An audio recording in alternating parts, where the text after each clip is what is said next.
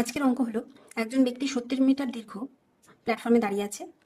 একটি ট্রেন 5.5 সেকেন্ডে প্ল্যাটফর্মটি অতিক্রম করে, কিন্তু ট্রেনটি সেই ব্যক্তিকে 2 সেকেন্ডে অতিক্রম করে। তাহলে ট্রেনের দৈর্ঘ্য কত মিটার?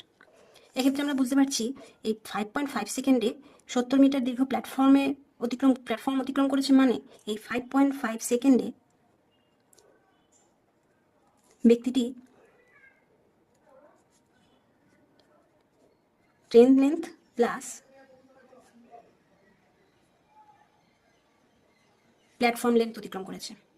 এবার বলেছে 2 সেকেন্ডে ট্রেনটি ব্যক্তিটিকে অতিক্রম করে। ব্যক্তিকে অতিক্রম করার অর্থ হচ্ছে ট্রেনের নিজের দৈর্ঘ্যই অতিক্রম করা, মানে এই ট্রেন লেন্থ অতিক্রম করতে তার 2 সেকেন্ড সময় লেগেছে।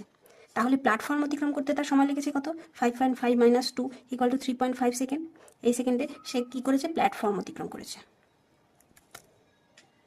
তার মানে প্ল্যাটফর্মের দৈর্ঘ্য আমরা জানি 70, তাহলে 3.5 সেকেন্ডে সে যায় 70 মিটার, 1 সেকেন্ডে যায় 3.5, 70/3.5 মিটার। আর 2 সেকেন্ডে কত যাবে? 2 সেকেন্ডে যেটা যাবে সেটাই তো ট্রেনের দৈর্ঘ্য। 2 সেকেন্ডে যাবে 70/3.5 ইন্টু 2 মিটার। এটা কাটাকুটি করলে এখানে শূন্য এনে পয়েন্ট তুলে দিলাম, 35 দুগুণে 70, 20 দুগুণে 40 মিটার। এটাই হবে অ্যান্সার।